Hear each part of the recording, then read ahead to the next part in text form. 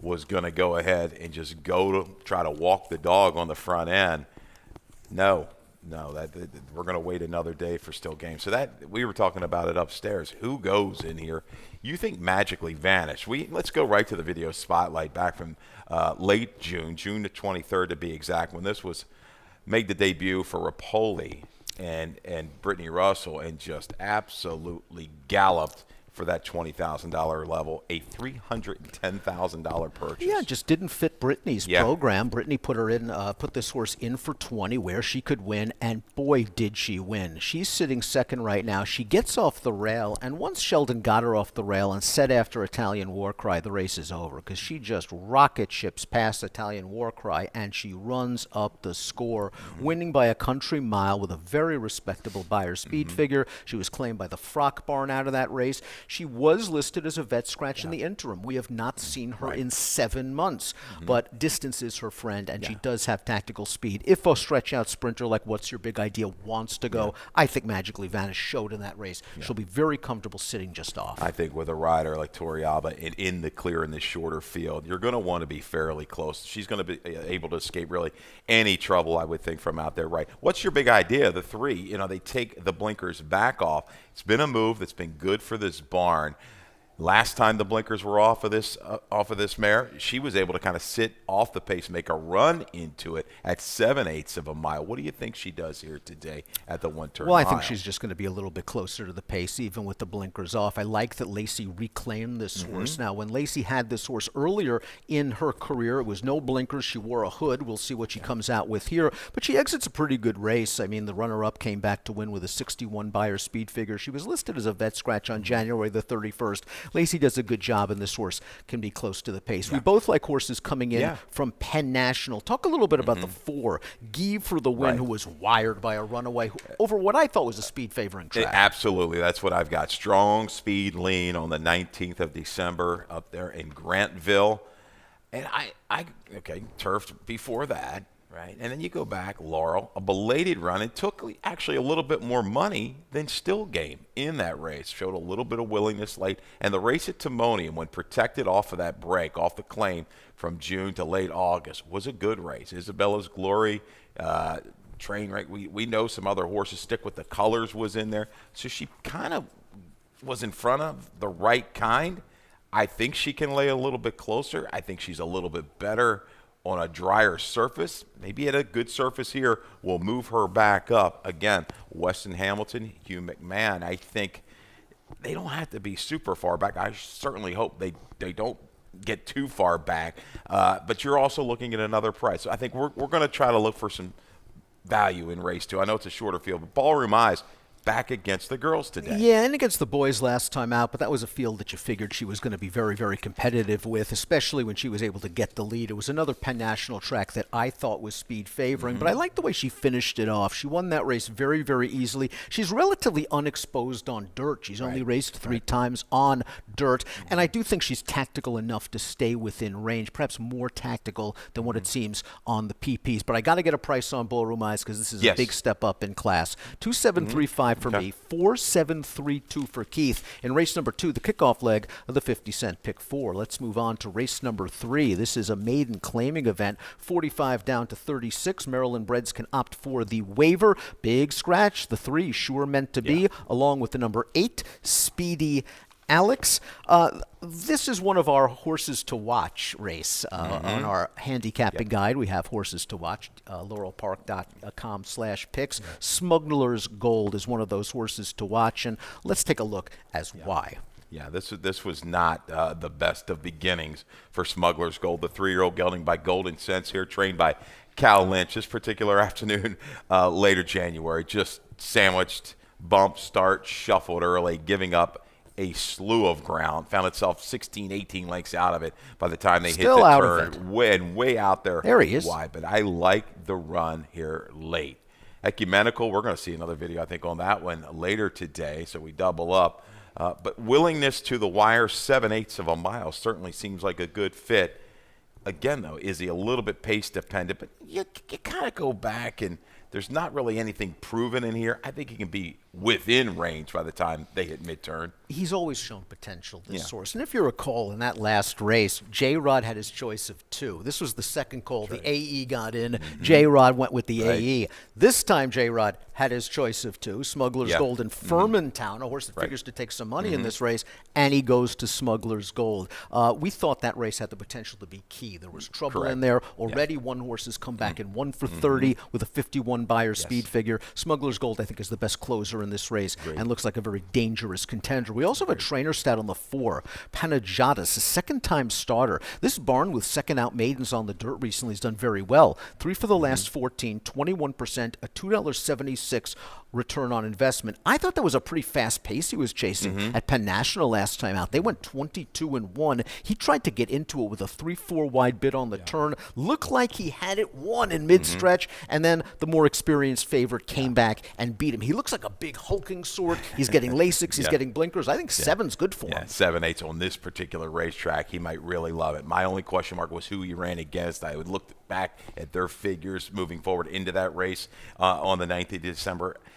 But he gets blinkers on. He gets Lasix on. A lot of pluses here for a barn. You've got the stat that we've just shown you. Yeah, this horse certainly can move up a little bit. Won't have to move up a ton to make an impact in race 3. Now, we're both going to make a little bit of a reach in here with a first-time starter. The number 6, Christmas Spirit. This is a son of Vino Rosso going out for Michael Trombetta.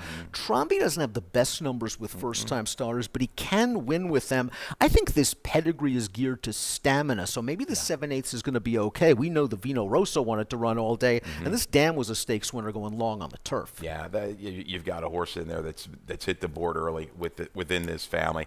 This is a shot in the dark, throwing a little bit of a dart here. You're going 7/8 first time out, which I'm hoping when you enter a horse like this in this kind of position, is protected, the Maryland bred, you think, got to have a little talent. That's not an easy ask of 7/8 of a mile. Maybe he just has no speed and he'll get going too late. But I took the shot here, as this is the one for Trombetta that stays in race number 3. Key to this race might be the 7, Furmantown. The horse has only raced once on the turf. That was at Ellis Park. It was actually a very good effort. This horse took a ton of money that day, ran well to be second, then disappeared. Sold at auction at Timonium for $14,000 in December. Maybe Carlos Mancia, Michael Sheffers, they picked up a little bit of a bargain because this horse does have some dirt pedigree on the bottom. The Dam was stakes placed routing on both dirt and turf. The Dam's a half to a horse that won the Iowa Derby, a grade 3. The second Dam was a multiple stakes winning dirt router. We'll see what we get off the layoff. I think this horse will show some fresh speed. I think so. That number though, 14,000 is for the sell price, is the one that scares when you run that well in debut at Ellis Park. If you're going to strike, you better strike right back on the comeback, is what I'm thinking. And the early tell, they wanted J-Rod. Yes. So they had to tell a little bit of story there, I think, to try to attract J-Rod. I'll take a shot that this horse, they're ready to go first time back off the break, first time for the new connections. Looks like, if that's form transfers from the turf, that looks like the speed in race number 3. We're both going to go with the first-time starter, however, from the Trombetta barn. Keith's going 6-7, 5-4. I'll go 6-4, 2 and 5. Let's move on to race number 4. 5.5 furlongs. This is a 7,500 down to 6,000 beaten claimer. Note the rider change on the 2. Gabriel's Wing. Angel Cruz will take them out. This is the first leg of our 20-cent Chesapeake Pick 6 jackpot wager. Hopefully we're trying to build up this Chesapeake Pick 6 pot. I think this is a wide open race. I know that Bill of Rights, the number 1, is going to take some money. I made him 6-5 on the morning line based on his most recent performance, a race where he scored. We do have a trainer stat for Anthony Farrier, Bill of Rights. And the Farrier barn's just been doing very, very well since the end of November. 62 for 192. That's 32% winners, a $2.14 return on investment. This has all happened since Bill of Rights' most recent start at Penn National, a race where he didn't break well, tracked outside, and was just too good for them. Now, he was listed as a vet scratch December the 23rd at Mahoning Valley. It's taken him a month and a half to get back to the races, but his good race puts him right there. Oh, yeah, and you look, he's going to take a ton of play. Anthony, the way the barn's going, strong.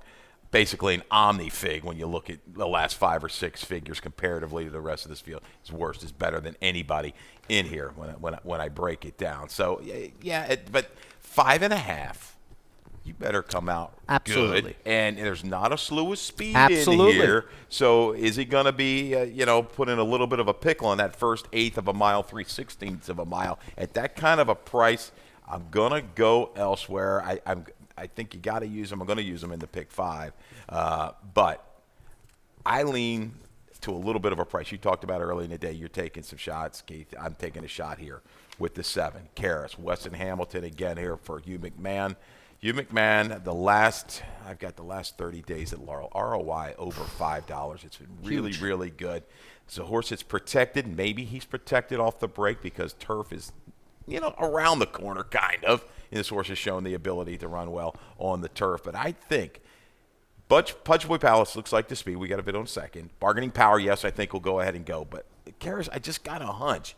Fresh enough, back numbers, might be able to lay close enough by the time they leave the 3/8 to ramp it up into this speed and maybe get the jump on a horse like Bill of Rights. Yes, a reach, but I can't resist the value. You got to go back, way back in his PPs, but he's won off layoffs in the past. The June to November layoff when he won his maiden. He was in against a good field last time out going the 1-turn mile. The 7th place horse came back to place, earned a 68 Beyer speed fury. And I was listed as a vet scratch on October the 11th, but I like it when McMahon gives him the long breezes before their race. That's kind of a sign that they're getting into form. 6 for a long breeze for Karras. Yes. You mentioned there's not a lot of speed in this race. I think Pudge Boy Palace, the 3, is the controlling speed in this race, and he just finished ahead of 4 of these rivals in his most recent start. Let's watch that performance. Pudge Boy Palace pressed the favorite in this race and ran really well at a giant price. He just didn't give sway. Absolutely no let up whatsoever for Pudge Boy Palace at a 61-1 price. So, unfortunately, we won't get anything close to that today. I mean, I think you've got him pegged right there, 7-2, 3-1 range. He's going to go out there with a good break. Lugo gets this one involved early. Sunset Town was a horse, and he's been holding pretty good form. I liked Pudge Boy Palace the other day at a mile. Scratch to go here, 5.5.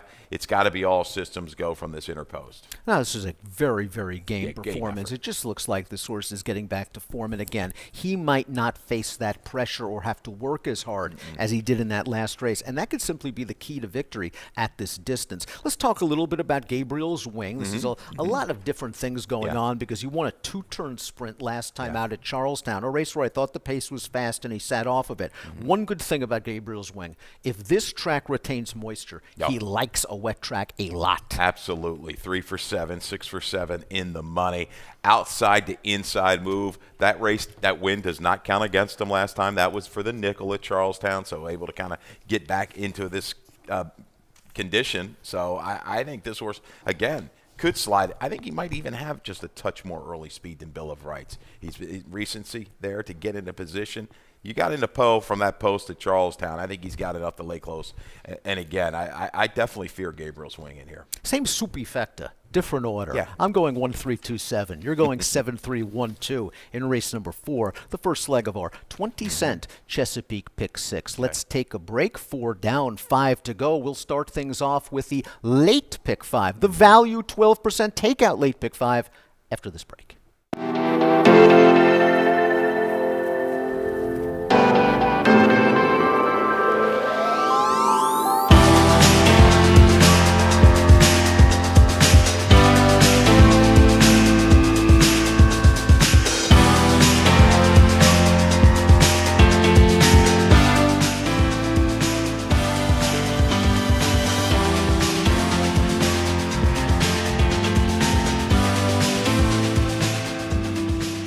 So today at the races, 4 races down, 5 to go. That means it's the kickoff leg of the late Pick 5. Let's take a look at the field for race number 5. We're going a 1-turn mile, 12-5 down to 10. Now winners of 2 life. Take out the 1, twice gold, part of the coupled entry. The 5, no more business, who was going to be returning off of a long layoff. And the number 9, the Heights. Again, it is the first leg of our late value Pick 5, 12% low takeout. Carryover potential in this late value Pick 5. Mackenzie Pfeiffer, I believe, has a ticket for All us. right.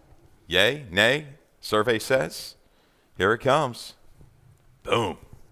Mackenzie's going to go 2 and 3 in the opening leg. Last second, Louis, she's got faith. Okay. Portis as well, the closer. I think you like both of those horses. Yeah, you got the speed and the closer. No. Race 6, she's going to go the 6 and the 9. A little spread in race 7, 3, 5, and 7. Race number 8, Mackenzie's going to go with the 1 and the 5. That's a really fun little race. I think there's some talented horses in there. And then we're going to close things out with race number 9, the 5, Flatbed Ford, the 6, Tough Luck, and one of our horses to watch on the handicapping guide, Aikman's Audible. $36 ticket for a 50-cent minimum. Bet the late value pick 5 here at Laurel Park, 12% takeout. It's a very horse player friendly bet. Race number 5, you like the 3 in here, and that is Portis. We talked about Portis potentially being the best closer in this race. Do you believe, and obviously you do because you picked him on top, that there is enough speed to set things up for Portis? Does he have to be so far back?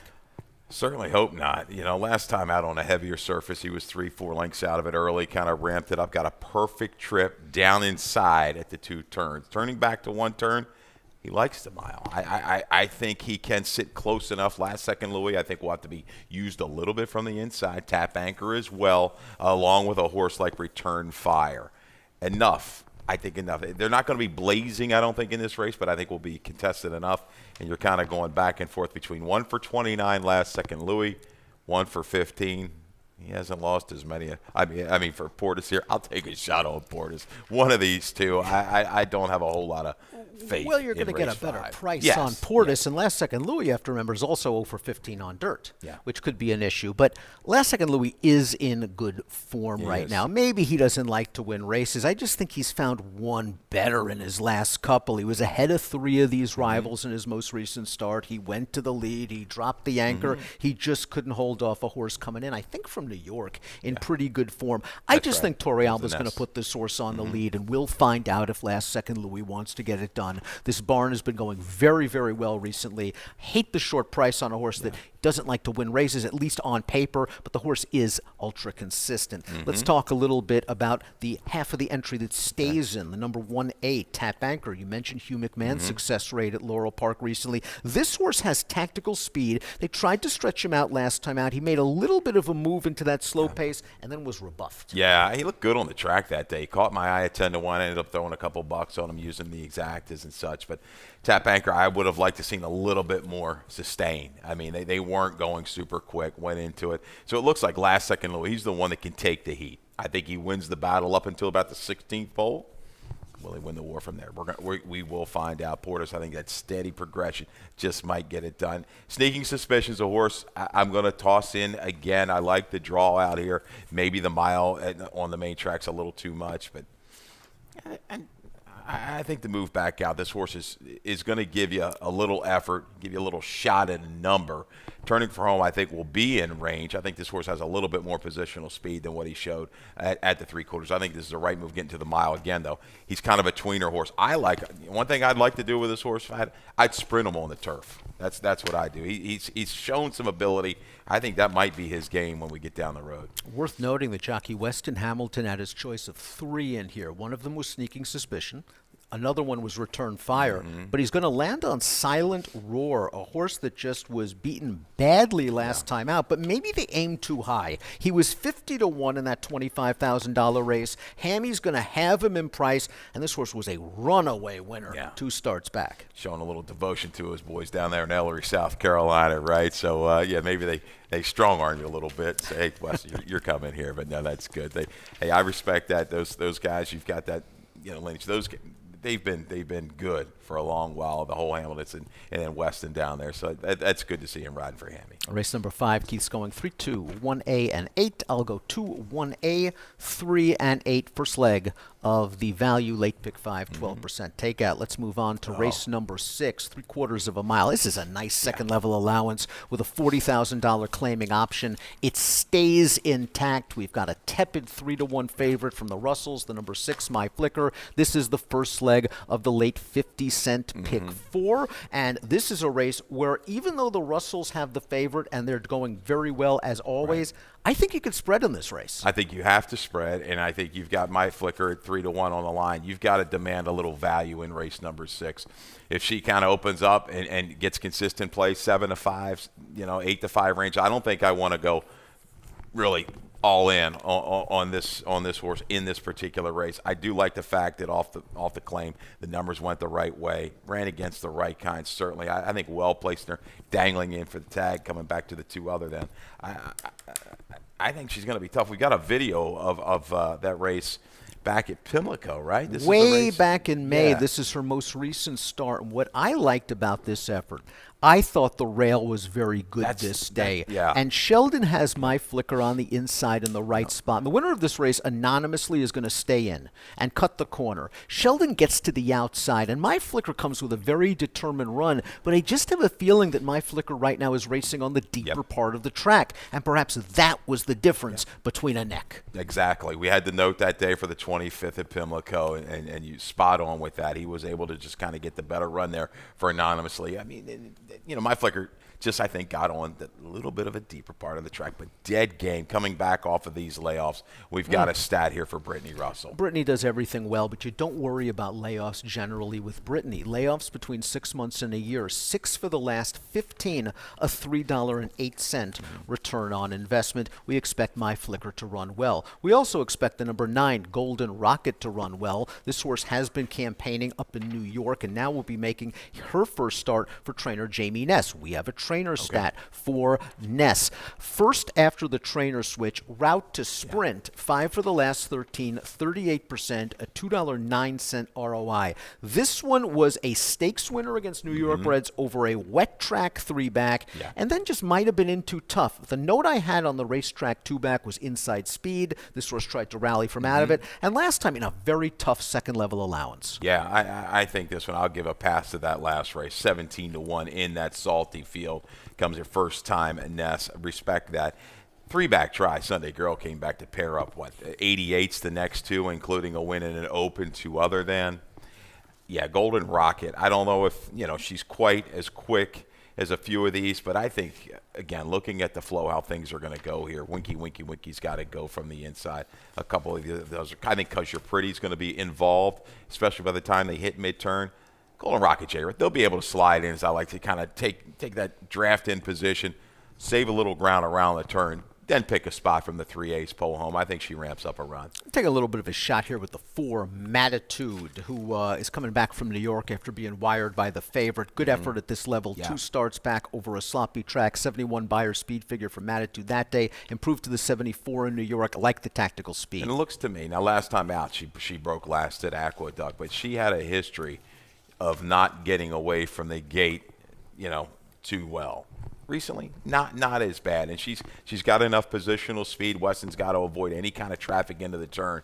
If he does, I think he's going to get a nice little covered up trip around the turn and then work it out from there. I'm going to go 4, 6, 8. Keith's going 6, 9, 8, and 2 in race number 6. Let's move on to race number 7. Second division of this 45 down to 36 maiden claimer. Again, Maryland breds can waive the claiming price. 8 in here. We've got a Brittany first-time starter, the 7 Chesapeake Dream, 2-1 morning line. This horse obviously has pedigree, hard spun, half to a debut winner, solid-looking work tab. Yeah, let's go right to the stat as well. We've got a stat for Chesapeake Dream trainer Brittany Russell. There you go. First-time starters on the dirt. 7 for the last 12, 58%, 323 ROI. And also, I've got a little note to add to that. BTR 7 for 20 with the first-time starters at 7/8 of a mile recently. 35% strike rate with an ROI at 250. Talking about when you got to get horses ready for 7/8, you've got to usually have a little bit of ability. This one, kin to Sky Victory, who galloped in debut at Delaware, should be ready and catches. When you're looking on paper, maybe not the most, I don't say talented, but I mean, catching the right kind of field here in debut is Chesapeake Dream. But sometimes experience counts. Yes, it does. And the 5 Ecumenical is a horse that we've been watching a little bit, and we do have a video spotlight for Ecumenical's most recent start. This was his first start off of an October layoff, and Ecumenical did not get away to the greatest start at all. Brushed at the break, even almost a little bit of a slight bobble off strike. Then gets put up in between horses early into this flow to 22-1. Has to take back. Prasino says, not so fast. I'm in a little bit tight here. I'm going to take back, but then brings a little finish. This is the rerun we showed you earlier. This is the 8-horse this particular afternoon, Ecumenical. I just like the way continues on with effort. Yes, the Morley horse going a little bit better at the wire. Also had a lot of trouble. One of our horses to watch on our website there. But Ecumenical showing me enough at 7/8, a clean break. Will be forward right in to the here. top, Yes. unless one of the other first-time starters is going to be sharp. You're like the 7 and the 5. I threw Just for Giggles in there. Third-time starter for Bernie Houghton. I like the fact Lasix on for the first time, and I thought that was a solid pace going a mile. I like horses cutting back to the 7-furlong distance, kind of a pet angle for me. Just think this horse is rounding back into form. We're both going to go with the Brittany Firster and the stat, 7-5-2-3 Keith, 7-2-5-4 me. Time for the first leg of the late daily double. Race number 8. This race for 3-year-olds. First level allowance, 62.5 claiming option. Scratch the 4. War Humor. Slam Notion. The number 5 is one of our horses to watch, and why not? We're going to take a look at Slam Notion's most recent race. This was a first level allowance, and he got wired by Chipotle, who got out to the lead and was able to relax. But just watch Slam Notion's try this final 3/16 of a mile. He gives no ground. Absolutely no let up is what I have written down here on the notes on the racing form. Drops back a couple links and then grinds right back. This guy was determined. Off from October to middle of December 21st. That was a reported first time gelding, 2 races back. Turned the corner. Debut wasn't terrible. Breaks the maiden 2 back in this effort. Really, really good coming back with a strong buyer as well for a 3-year-old. 81, really strong. Well positioned here to go ahead. Admission first. I'll probably just try to go from the outside. This horse coming in for Bobby and Hawthorne, but a stalk and pounce trip is in order for Slam Notion. Like the way this one's going, trending upward. 6 furlongs. I don't think the extra 16th of a mile is going to matter. Good family here. The one has changed my world. This horse showed some promise in the career debut, then faced Pay Billy, who we're expected to see in Miracle Wood next week, and then did this third time out as a maiden. This is going 3/4 of a mile. Changed my world, sitting off of a respectable pace. First time Lasix, first time blinkers, and surges on home. What I like is, Dan, too, you talked to J-Rod, I believe, after this race, and he kind of gave you, he was doing a lot of studying, watching the reruns of Change My World, the addition of blinkers, and saying, okay, how are we going to attack? And, man, he picked the right plan of attack in here. He said he loved it. He hulked up when he was getting the dirt kicked in his face. A lot of horses, don't necessarily like that. But I think with the blinkers on, he just became a lot more mature. Maybe Change My World is just finding himself at the right time. And he looks like he could be a fair price in this race. We'll quickly talk about the 2 Saxton dropping out of 3 consecutive stakes races. Stakes placed in 2. Wired last time out against one-man team who we might see in the Miracle Wood. I just don't like the way this horse has been finishing off his races. Right. I mean, the 2-back Tri-Tony Eclipse, they didn't go super fast, made a move into it. Wasn't able to hold off Barbadian Runner. Dangled him in here for the tag for the 62.5 because this horse had already won this allowance condition. So I think well placed. I just think maybe Change My World and Slam Notion have a touch more upside in here. And Staxton's going to take plenty of play. Just a little bit of a price for me. Yep. Shooter's got to shoot. I'm going to be taking a little bit of a shot. The horse didn't break very well. 3 wide most of the way in that first level allowance, and then just couldn't get to Chipotle and Slam Notion, who ran 1-2 around the track. He has shown better speed when he breaks from the gate. He'll be a price, just taking a little bit of a swing. We'll close things off. Race number 9, 12.5 down to 10, 1-turn mile.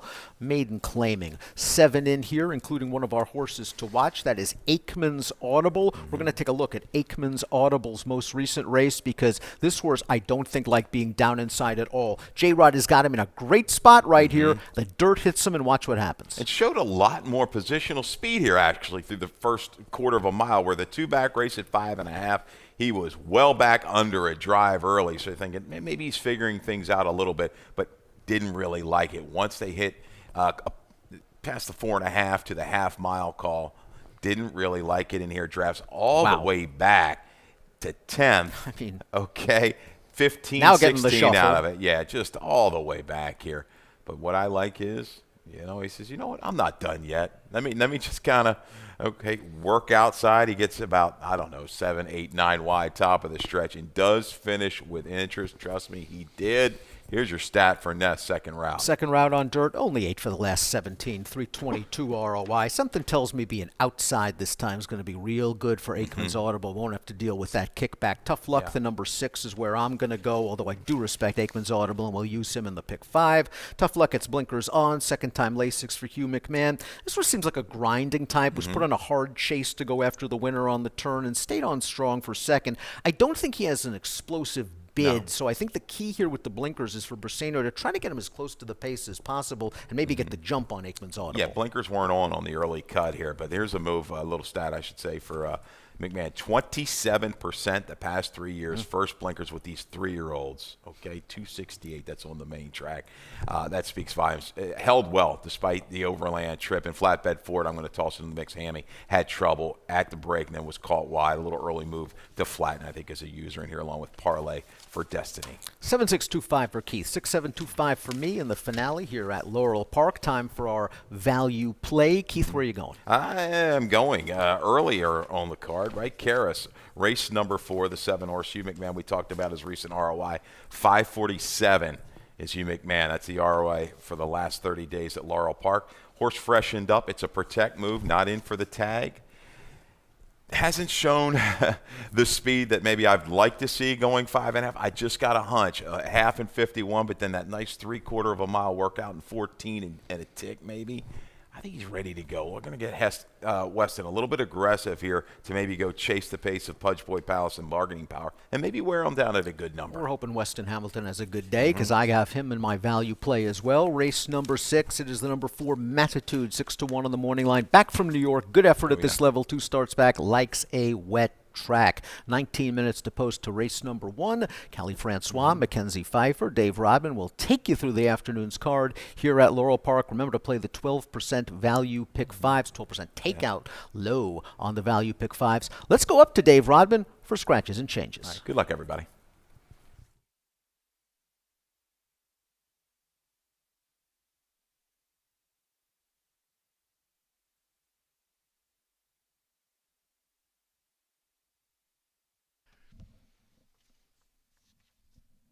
Good morning, everyone, and welcome to Laurel Park. The track is now rated good. Track good. 9 races on the program, followed by races 10 through 15 from Palermo, Argentina. Here's a look at your Laurel Park changes. First race, number 2, Bold Ambition, jockey Jevion Toledo. Jevion Toledo on the 2, Bold Ambition. Scratch number 8, Scrappy T. Lee. Scratch the 8. Second race, scratch 6, Still Game. 6, Still Game, scratch race 2. Third race, scratch number 3, Sure Meant to Be. Scratch the 8, Speedy Alex. 3 and 8 out of race 3. Fourth race, number 2, Gabriel's Wing, jockey Angel Cruz. Angel Cruz on the 2. Number 6, Bargaining Powers, 2 over. Fifth race, scratch 1, Twice Gold, part of that entry. Scratch the plain 1. Scratch 5, no more business. Scratch 9, the Heights. Sixth race, scratch 3, I'm a Cutie Pie. Sixth race, scratch 3, I'm a Cutie Pie. Seventh race, no changes. Turning to the 8th race, scratch 4, War Humor. 8th race, scratch 4, War Humor. 9th race, no changes. Track rated good, 17 minutes to post time. Chesapeake pick 6, carry over $2,315. It starts at race 4. Jackpot Super High 5, carry over $3,223, race 6. And remember, we have value pick 5 plays, early and late. Early pick 5 has a mandatory payout, 12% takeout on both the value pick 5. Late pick 5 has carryover potential. Early pick 5 starts in 16 minutes with the opener. Play that value pick 5. Good luck today at Laurel Park.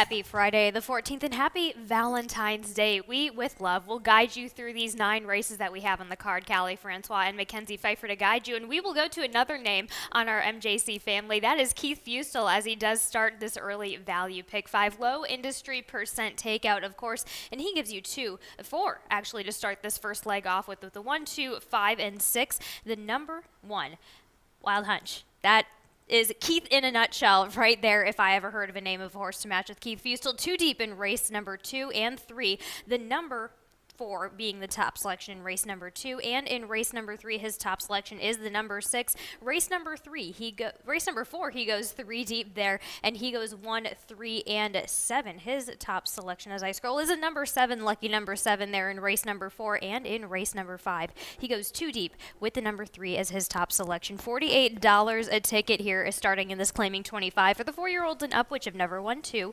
going at 3/4 of a mile on the dirt for the 4-year-olds and up. Scratch and Scrappy T. Lee, a long shot on the board. We are going to go ahead to the number 2, Bold Ambition. Kieran McGee, Javian Toledo here team up at a 3-1 shot. Right, here's one who comes out of some very good New York company. We've mostly been seeing these mile efforts, has very good gate speed, I think has been in some competitive groups, maybe just not quite getting there all the way at the distance, and so we get a little bit of a cutback today. I take a bit of an interest that we've seen one start since they claimed this one, but just out of curiosity, I went and looked. Owner and trainer pairing on the dirt at today's distance, this is 33% in the winner's circle, but 67% in the money, a $2.50 ROI. So I have to admit, sort of swayed me in here. I wasn't sure. Sometimes I pick the wrong Kieran McGee horse when he does this on us.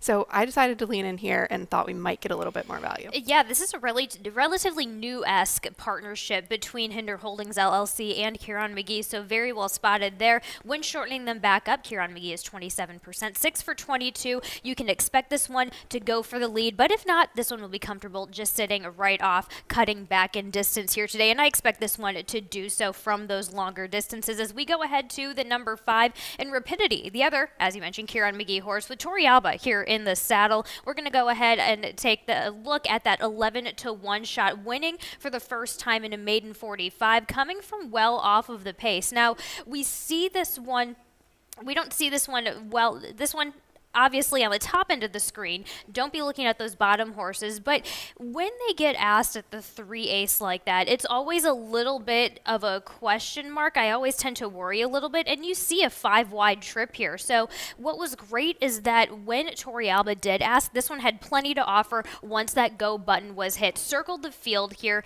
We're looking at Coringa. That was a horse that won next time out as well. So, and that really to me was the only real big considerable from that field last time out. So it comes from an okay field. I just think with the teaming of, you go with the owner-trainer combination for your Kieran McGee top selection. I go with the jock selection because they always team up extremely well together. This is one where Kieran, moving up in class, has gotten this one into the steamroll of things. I love a momentum horse. I knew I was going to be getting that 11-1 price. Let's go ahead to the number 7 on the outside in Maximus Speed for Carlos Mancia with the weight off Jadiel Zambrana here 6-1. Well, for me, it's a lot of just we saw this one get over this type of a track at the end of January here. We'll see if we end up seeing the same tactics. I feel like this is one who might be comfortable sitting just off of things or sitting on the outside, and that's sort of where I go back and forth. I just felt like the company that this one was coming from made me knock a little bit further off of where I wanted to have this in my selections, but I liked what we saw in sort of the change in tactics there. Nice and meaty here. Let's also look at that nice stat that we've got from Dan Illman on the number 7. Of course, 3 for the last 12, $6.28 ROI. That's what Dan Illman provides for you guys at a 25% clip first off of the claim as of late. And yes, very strong here, with the Mancia barn starting to heat up a little bit. 2 for 24, but look at those underneath. The horses are starting to show up here. Any last thoughts on your number 3 on the inside in Box of Rockets? No, this is just one who we've seen a few different things. I liked that we saw a kick on through the stretch last time out, so maybe going to see a little bit more progression again today. 7 minutes to go here to that early value, low industry, 12% takeout here in race number 1, starting off that pick 5.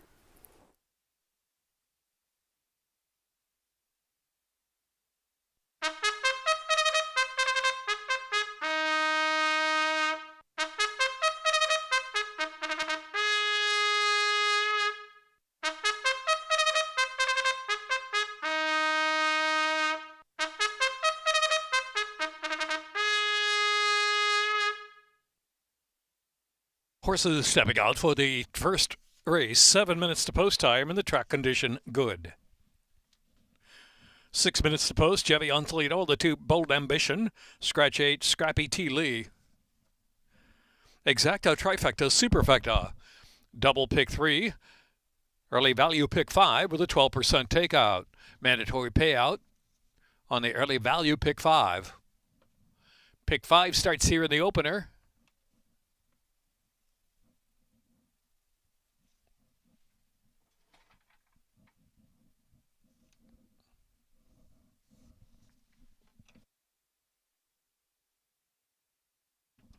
Grooms Award to Domingo Lagos. Best turned out runner, Maximus Speed.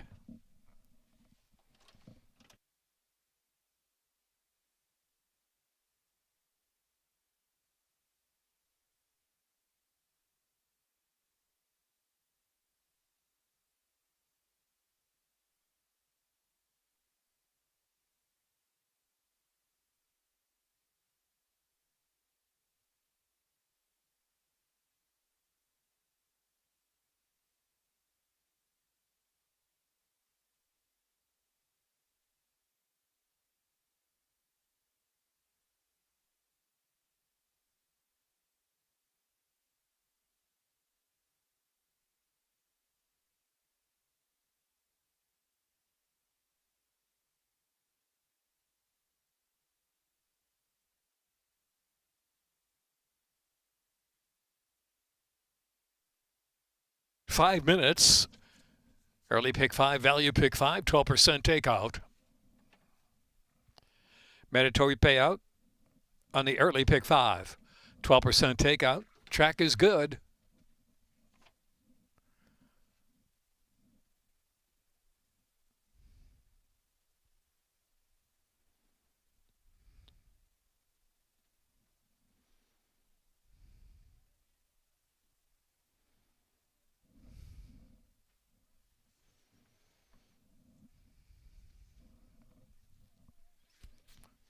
Four minutes.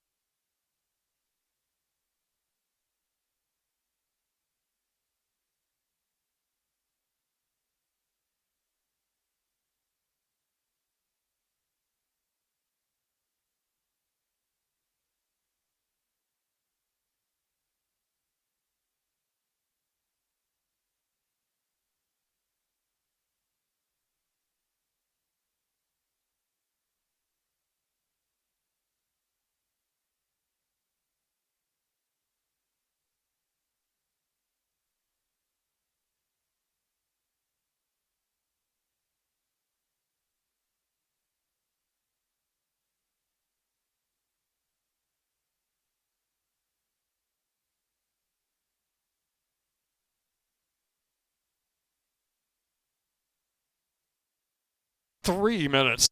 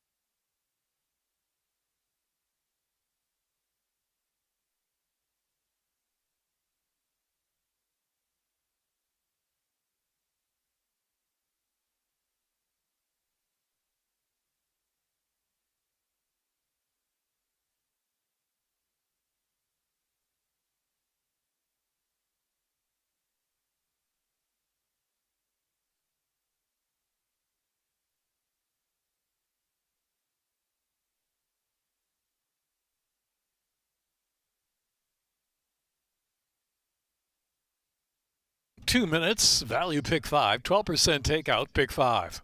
Mandatory payout on the early pick 5.